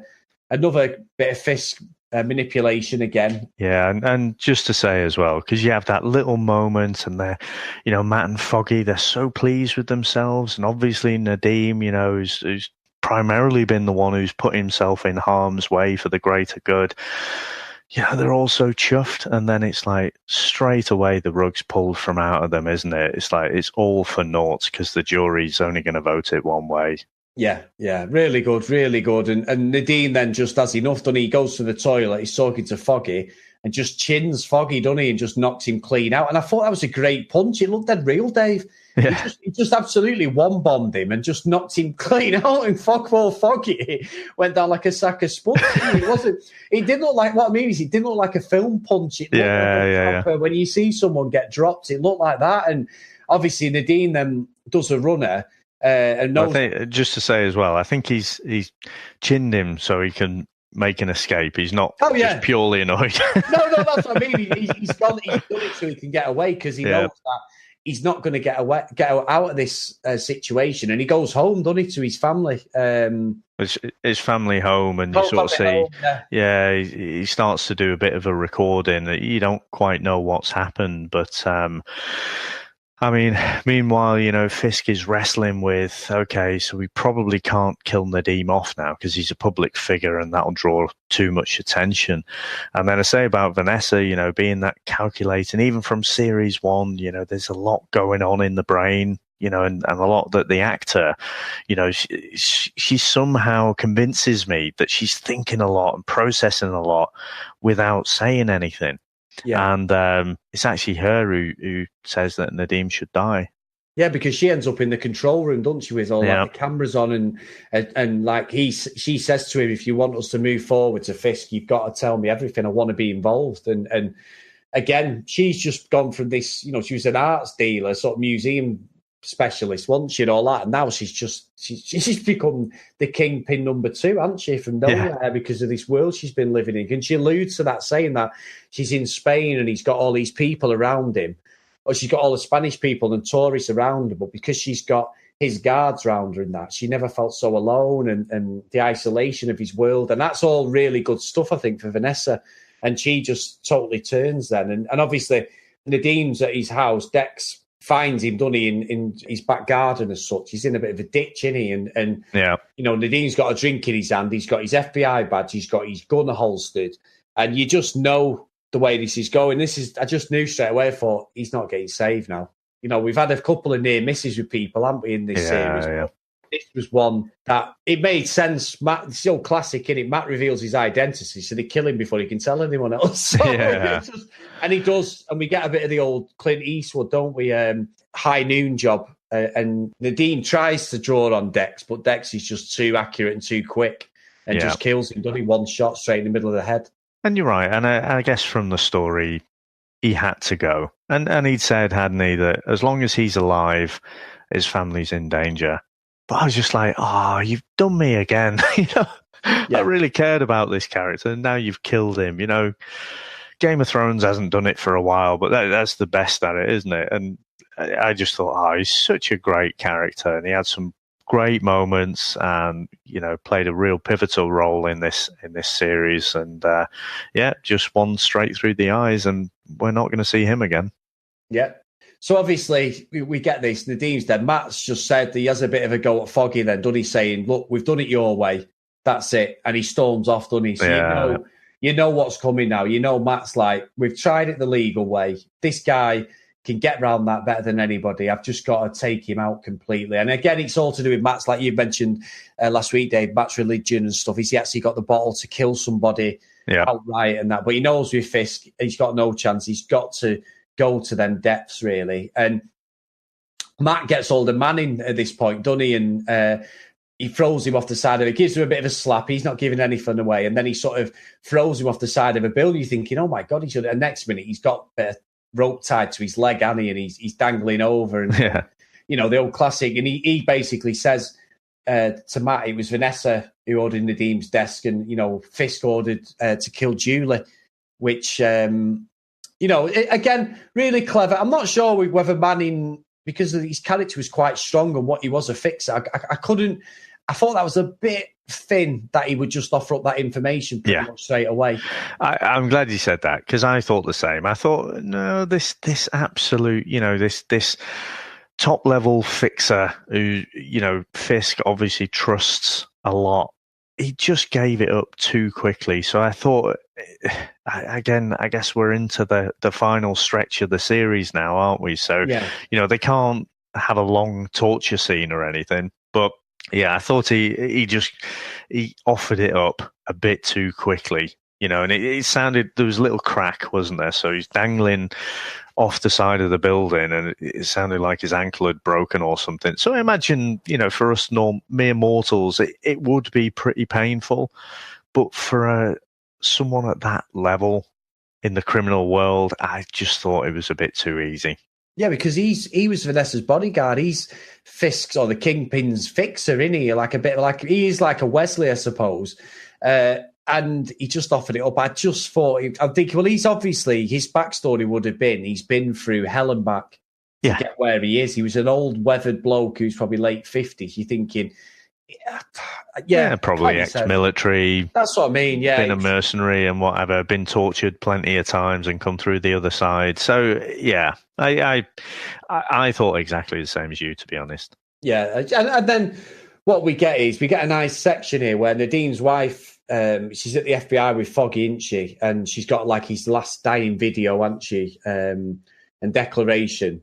But as this is happening, they're like sort of saying, well, his wife's there. That his boss again. Hatley buys it, basically saying she's here, and all this stuff. But what's happening as a subplot is Nadim's wife's writing stuff for Foggy down on a piece of paper, because obviously there's more to it than what she's alluding to. She's doing this to protect her family because there's no risk now Nadim's dead. There's no reason for them to be worried, but she wants sort of a husband's last dying wish to come through, don't she? And they want to take down sort of Fisk and all these FBI people who've ruined her life. Yeah, and I guess, have you ever heard of what a dying declaration was? No, but when I saw it watching this, it's very clever, because there's no reason to lie, is there? That's what Foggy says, doesn't he? Very clever. Yeah, but it does seem like it's an actual thing. And again, I've never heard of it in English law. It must be like an American law thing. And, they explain, obviously, I guess the writers know that most people are probably not going to know what it is either. So, Foggy gives us some exposition to say, that there's no reason to lie. So, it stands up better in court and it's all admissible. So from being in that completely unwinnable position, obviously Nadim's had to pay for it with his life, which is obviously a high price, but he's pulled the blinder himself there right at the end, saved his family, and then stuffed Fisk as well. Yeah, which is what he wanted all along. And obviously, Matt then, the Daredevil gets it sort of with Dex, doesn't he? And alludes to the fact that Fisk is the one who killed Julie, and he leads him to a body, doesn't he? He goes to like this sort of freezer where there's two bodies in a corner, and then he sees one. He opens the top, and it's like, oh, it's not Julie, it's two of the guys who've been. Yeah. And then as he looks over his right hand shoulder, there's another body completely wrapped up, and he finds her, doesn't he? And that's it. Then he realizes that he's been played, but obviously it's gone too far for him now, and that this all leads into Fisk and Vanessa getting married. The next section is them going through the nuptials and that, don't they? And, and while this is happening, they're showing undying love for each other, literally. Karen's distributing Nadim's video on social media. Yeah, you can see everyone sort of, they're initially filming the first dance, aren't they? And then more and more, it spreads like a fire, doesn't it? People are starting to look at Nadim's video online, which, knowing how phones work, I'm not quite sure how that happens. If you're filming something, you're not generally browsing Twitter at the same time, but whatever. No. It doesn't override your what you've got on the screen. But anyway, yeah. So everyone finds that you are correct, and then Dex turns up, doesn't he, in the Daredevil suit on the stage. I mean, he's gone completely like. Oh, it's amazing. Yeah, he's gone. He's gone. The only thing I'd say about this, Dave, and I don't know what you think of this is, why didn't Matt just let them fight? I couldn't work out why Matt was getting involved in this fight. He's teed Dex up to go and do the Kingpin, hasn't he? And he told him what he's done to manipulate him. So surely, why didn't he just leave him to fight? I couldn't work that out. I mean, look, it was a great fight sequence. Don't get me wrong. It's a freeway, as you put in our notes, Royal Rumble. It was a freeway dance sort of thing. But I still couldn't work out why Daredevil was there as such. Yeah, no, I agree with that. I mean, so what I did find odd was how Matt was going out of his way to stop. Bullseye was obviously trying to kill Vanessa. Yes. And he kept jumping in the way and saving her. I thought, why do you care? Yeah. But that becomes apparent later on. So he needs Vanessa to be alive. But initially, the initial showdown that kicked it all off was, you had that primal scream, didn't you, between Daredevil and Kingpin before they went at each other and started fighting. And I don't know, it's a really good point that you make there. Why not just let them, see who wins and then deal with the winner? Yeah. But I was just loving the fight scene, three-way fight scene so much. I just didn't even think of that. Yeah, I was just like, oh, this is brilliant. Yeah, it was. It was great again, wasn't it? Fantastic. And this is where finally Matt's rage and sort of adrenaline-fueled, intolerance to beating comes into its own, Dave, doesn't it? Because he absolutely gets the better of both of them in this fight. It's absolutely brilliant. Yeah, and again, I thought all three of them had really good moments. You could see the different styles that they had. Bullseye, he's got the forks, he's throwing them at Kingpin and stuff, which I don't know why I found that quite funny.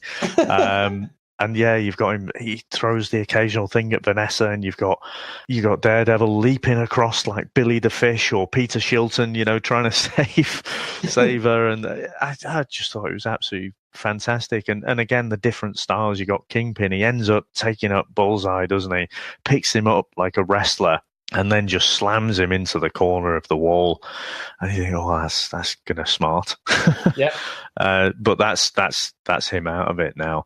And like you say, although Matt's taken a fair bit of punishment, he is, it's not a superpower as such, but he can take an absolute beating and then get back up from it. So, he starts to get the better of Wilson Fisk there, doesn't he? And he messes up his white suit royally, doesn't he? You've got blood all over the place. The camera didn't focus in on the painting, but I don't know if you noticed this painting that he obviously holds dear behind him. It's got blood all spattered all over it now, from when Daredevil's been smacking him over and over. But he does actually stop short, doesn't he? You can see, he's thinking about snapping his neck there, but he stops. Yeah, he does. And it's really good, Dave. And what we get is Kingpin says to Matt Dunny, like, Daredevil, I'm not going to stop. You know what I mean? Basically, I'm going to get, he's going to get Foggy and everyone you love and Karen. But Matt says to him, and this is exactly what you've just alluded to, why he kept Vanessa alive, because he uses her as leverage and says, we won't put her away sort of thing. And he takes his mask off, doesn't he? Which is fantastic again. And because obviously he's blind, I love the way Matt, when he takes his mask off, he's looking past him, innit? As a blind person would. It's so well acted by Charlie Cox. And he just basically says, you're going to do nothing, because if you do, I'll get her. And it absolutely forces his hand on it, which, again, is good, whatever they're going to do from this point on, if they do make another series. But I just thought it's a lovely way of doing to Fisk what Fisk has done to everyone else, and I'm not going to swear, but mind effing him, if that makes sense. You know what I mean? I think I said last week, hadn't I, that the one weakness that Kingpin has is Vanessa. Yeah. And so Matt's obviously tuned into that as well, and it's the only move that it's the only bit of leverage that he's got over him, isn't it? And brilliant move. And I thought the thing of taking the mask off again was just brilliant, because it's a big, like, look, couldn't care less if you know who I am. I know what your kind of weak spot is. You do anything to me and Vanessa's going away for a very long time. And that's the only thing, that's the only weakness that Kingpin's got. Yeah. A brilliant way to end that, because obviously they lead Kingpin off then, don't they, under arrest and everything, and everything comes out. We've got Foggy and Karen outside the building. They're waiting for Matt, and then when everyone starts coming out, Foggy says he's still alive, because Kingpin's coming out with his hands cuffed in and everything. And then the next segment is Father Lantham's funeral, and they all get back together properly and decide that they're going to become Nelson, Murdoch and Page, even if Karen does say it should be Page, Nelson and Murdoch. But they have a bit of a joke about it, don't they? And what I read, Dave, and you will know this better than me, is this might not be true, but something regarding that, because this is based on Frank Miller's Daredevil, that because it ended so well and it was all a nicey ending as such, that it's leading into the next installment of who wrote the Daredevil panels, which was a bit more of a happy-go-lucky Daredevil, not as troubled as this. That's what they were alluding to when I read some of the things online after this. Maybe. I'm not. If you can send us those articles, I'd be interested to read them. Yeah. I actually think for decades they've trodden Matt down. I mean, they've just broken him again and again and pushed him past the point that you think any human being would be able to take, and he usually ends up coming back from it. It's only in very recent times, in comic terms, that he's had a bit of a lighter period of it. But, through, I mentioned Guardian Devil that Kevin Smith wrote, through Ed Brubaker's run, through Brian Michael Bendis's run, they just kept on grounding him down. And actually, the thing that stopped him going past that point where he becomes, say, a Kingpin, because there's a mirror, isn't there, quite often through this series between Kingpin and Daredevil. And, you sort of see, well, what differentiates them? Well, there's a few things, but obviously, Matt doesn't kill anyone, and he has his faith. So in this series, he's lost his faith, he's lost his friends, his whole support system. And, if he kills someone, how deep does the well go? So I think they could keep kicking him down if they wanted to, because again, way after Frank Miller's stuff, they kept kicking him down. And it just seems to be a formula that they kept coming back to. But this ending, it did make me think a little bit like Police Squad, when they were having the drink and deciding on the names. You're just waiting for some cheesy joke and them to clink glasses together and then do the old freeze frame and the credits to come up. That's how it made me feel, to be honest. So it was a little bit lighter. than the rest of the tone had been. But I kind of liked it. You know, I joke about it being a bit, you know, Police Squad and whatever, but I liked it, and it kind of made it feel like, okay, if this is the last series, I hope it's not, I can look at this as a trilogy, and I've actually got closure on it. So I kind of liked it, but it's not quite the end, though, is it? No. Sorry, Dave. We get a scene where a doctor, two doctors are working on somebody, aren't they? And we as they pan in, it's pretty obvious that it's Dex, and they're giving him a back operation because obviously he was paralysed by Fisk in the fight. And they're talking, aren't they, about the adamantium and stuff. And it pans down, they drill into his back, his eyes open, and then we get the bullseye sign in his eyes, don't we, Dave? Now, I don't think they don't use the word, I don't think, adamantium, unless I missed that. But like I say, I don't think they can even use that. I think that's something that exists in the Fox universe. But they're talking about operating on him, and I thought it was, you know, again, tonally, I wasn't sure about that very last second where he's got the bullseye kind of in his pupil there, because it felt 80s to me. Yeah. You know, it felt like Van Damme or something, you know, or, you know, like a cyborg movie or something like that. It's like, ooh, that jarred with me a little bit, if I'm honest. Yeah. Well, I know, going back to what you'd mentioned early on, Dave, and you are correct, is that long Lord Darkwind, that's who they're alluding to is actually operating on him, Dave. Yeah. Dr. Oyama, is it? The Japanese crime boss. So that's what I'd read on IGN. I'll send you the article, actually. Right, okay. But that's what they're alluding to, that potentially, if there is a fourth series, and hopefully there is, that's where it's going with Matt and stuff. So we'll see. You know, obviously, we're at the end now. The series has finished. And it just comes together so well. It's all come together well at the end. So are we going into the review, Dave? Just before we go into the review, I mean, so a very strong metal that's in the MCU is obviously vibranium, isn't it? And I mentioned about, you know, there's potential for, say, Daredevil to turn up in the Spider-Man movie. They've always said, haven't they, you know, it's very difficult to, you know, have the characters appearing in films and movies. Don't really understand why. I just think it's a scheduling thing, but it's not impossible, is it? People do it all the time. But they could use vibranium, couldn't they? Yes. And, you know, again, there's another potential crossover point there. So, you know, upgrading Bullseye a bit. I think he's great. You know, I said, you know, showing my cards from the comics, I just think he's a great character. I mean, what did you think of that? In fact, you know what? Let's go into our review and you can tell me what you think of Bullseye from there. Let's go, Dave.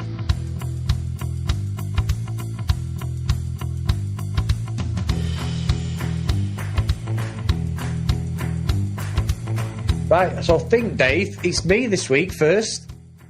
Sounds good to me. Yep. So, leading on from last week, obviously last week, episode 1 to 6, I give it an Asgard. And as a fan of all these MCU properties, we've mentioned it a few times in this episode and previous episodes, you do get that lull. And with this, you don't. The only thing that bugged me, as I mentioned before, was the Karen episode, which was basically 3/4 of an episode, which then led into a fantastic fight scene with Dex at the church. So I can forgive that. I thought everything's on point. I thought Vincent D'Onofrio's Fisk, again, absolutely sensational acting, so menacing, so believable. Didn't get involved in any violence until the last episode. Didn't need to, because you'd seen it in other series, how bad he was in the first series and that. And there was just no need for that level of violence. I thought Dex, Bullseye, was a welcome addition to the series.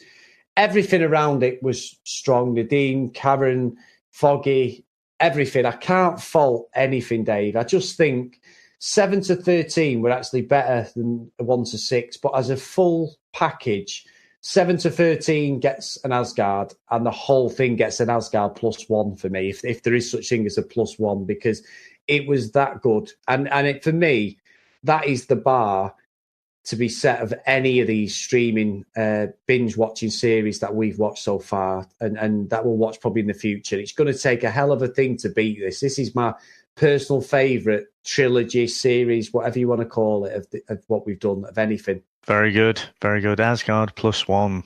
May have to... Is it like a party in Asgard? Yeah, well, it's not like MLG where we've got sprinklings of stuff and people are getting a bit wet on that day. It's just basically Asgard, and we've just people are getting a bit wet.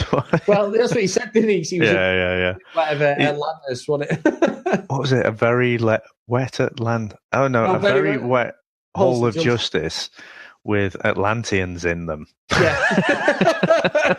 I like the way you thought of that, Mike. If you're listening, Mike, brilliant. That was brilliant. But I wasn't that clever, Dave. I've just said +1. That's the best I could come up with. I couldn't think of anything else. But yeah, it's an elevated level above, because Daredevil season 1 are given Asgard, so I think it's better than that. Yeah. So I'm going to just go straight in there, and I think I absolutely agree. A very, very strong Asgard. Like I say, it's a party in Asgard. It's just, this is the best series in this whole Netflix Marvel universe. This is the best one. And I think consistently Daredevil has been a level above all of the others. I thought that the villain often makes the story, don't they? What our hero has to deal with. That's what quite often, when we look at more and more of these things, that's what makes it enjoyable, is when they really have to go up against it and you're thinking, how are they going to get out of this? After the Jessica Jones Series 1 came out, I thought probably David Tennant's Purple Man was the strongest villain in all of the MCU, just above Wilson Fisk. After this, though, it's Wilson Fisk all day. He is the best villain I can think of, even more than Thanos. Yeah. I just think he's... Because he's just a man. He's a very strong, imposing man. And obviously, you know, his intellect is high, but it's just the way he manipulates all those situations. And again, you just think, this is not... Thanos is just a force of nature, isn't he? Yeah. Whereas Fisk leverages everything he's got around him. And I just think, no, he's the best villain in the MCU for me. And I do really enjoy Bullseye as well. I think the whole entourage in the this little Daredevil pocket of the universe is just really strong, and it makes me care about what happens to them. I think I even care about the editor now. You know, I sort of warmed to him a little bit as the series went on, and you know, he's been around for a little while already. And so I just think, Netflix, just please give us another series, even if you can. Every other bit of every other one of the Defenders properties, I'm okay with that. I would still like them, you know, maybe in a slightly different format, but this is the bar now, you know. Yeah. Try and make content that is 75-80% of this, and I'll be happy with that. Yeah. And one thing I wouldn't mind mentioning, Dave, which I thought was great, and I think it's one of the reasons it shined, there was no stupid crossover with any of the Defenders. The only time one of the Defenders got mentioned was when we had the end scene where Karen said it should be Paige Nelson Murdoch, and Matt says, "Well, you're better than Jessica Jones," you know, like, and that's the only time. In Luke Cage Series 2, spoiler alert, we do get the Iron Fist turning up for just a nonsense episode, which just made no sense. And there's a couple of Danny Rand references which are not needed in this. And I'm not a fan of these crossovers in DC. I thought Batman v Superman cheapens Batman completely. In the Justice League, Batman's like the weakest and worst good guy in it, which he's not. He's one of the best and one of the strongest, even if Superman is one of my favourites. Batman's a close second. For me, it was not needed, and I absolutely loved it, because there was just nothing going to turn up like randomly Jessica Jones or Luke Cage is going to come and chin someone through a door or something. There was no need for them. And because they weren't in it, The only logical, plausible one I could have saw it again was the Punisher, but we've done that in series 2, so there's no need for him to come back in, and that's where I think they just got everything right for me, and that's great, and that's probably why with them cancelling it, there's no crossover with the Daredevil if they do go with series 4 and with the Punisher series 2, because there's just no need for anyone else other than Karen, who was in Punisher. Yeah, no, it's a really good point, and like I say, if Netflix are going to lick their wounds and keep hold of these properties, just start with the Daredevil stuff. Yeah. And maybe introduce, when it makes sense, maybe introduce 1 or 2 characters, or quite often to make it feel like a shared universe. You only need a little bit of dialogue sometimes. Like you say, that was one throwaway. So in 13 hours of TV, Matt Murdock just says, "Oh, you're a better investigator than Jessica Jones," and I feel, "Oh, right, it's all in the same universe." Yeah, that's literally all you need. That one line in 13 hours of TV. That's it. Yeah. So you're not making big leaps in the plot or anything like that, but just keep Daredevil. Yeah. And even if Disney take it back, keep Charlie Cox on, because he's made that role his own. Yeah. And someday we'll go back, I'm sure, and we'll look at the Ben Affleck stuff, that movie. But, he's not a patch. Just the fighting sequences, the way his acting, I've just got so much respect for him now. And for me, he is Matt Murdock. Yeah. Brilliant, Dave. I couldn't have put it better. Now, Dave, have we got any plugs this week? We do. I was just thinking of saying how you're going to lead it out. So you can lead into it, Dave. I've got something this week. Don't you worry about that. All right. Okay. I was going to say, was it like a quick draw McGraw? It's like a Dex and Nadeem standoff, just waiting, guns cocked, ready to go. He's not calling Eileen anyway, but yeah. Yeah, so if you want to get across to the Grassroots Coachcast, that's where myself and my co-host Ben, we talk about coaching youth football or soccer, and we just talk about all the kind of trials and tribulations that we have. And so, yeah, if you're interested in that stuff, get across and give that a listen. Chris, what about yourself? Yeah, we've got mine and your and Ben's football podcast, Chat Footy. So get over to Twitter @Chat Footy, and on iTunes, just search Chat Footy podcast. Weekly show at the moment with myself and Dave and Ben talking about United and Liverpool, as we're both fans of both teams, and a bit of Premiership stuff regarding their fixtures and league positions. And it's been a great week for me as well. So please get over there and watch episode 22, because I'm rather smug. Now, Dave, I've got something to lead us out this week, Dave. I don't even need to be set up. I've been working on this while we've been doing the podcast. If you don't mind, I can... what I'm going to say is, myself and Dave have done Series 3. We've just given it an Asgard. So regarding if you're in two minds whether to watch it, I'm going to quote a rather white-faced, grinning man from the DC universe. And he said, "Have you ever danced with the devil on a moonlit night? And if your answer is no, get on Netflix and dance with him. Goodbye." You got that wrong. Was it? Oh, no, don't ruin it. What did he say? Ever danced with the devil in the pale moonlight? Oh. Go on, do it again. Keep it in, Dave. Don't keep it in. Anyway, watch Series 3 of Daredevil. Goodbye.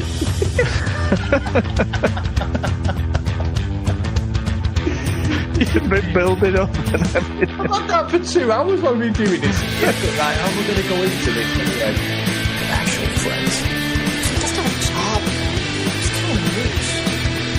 Semi-decent. Ooh, semi-decent. Ouch. You do break the law a lot and often. Objection sustained.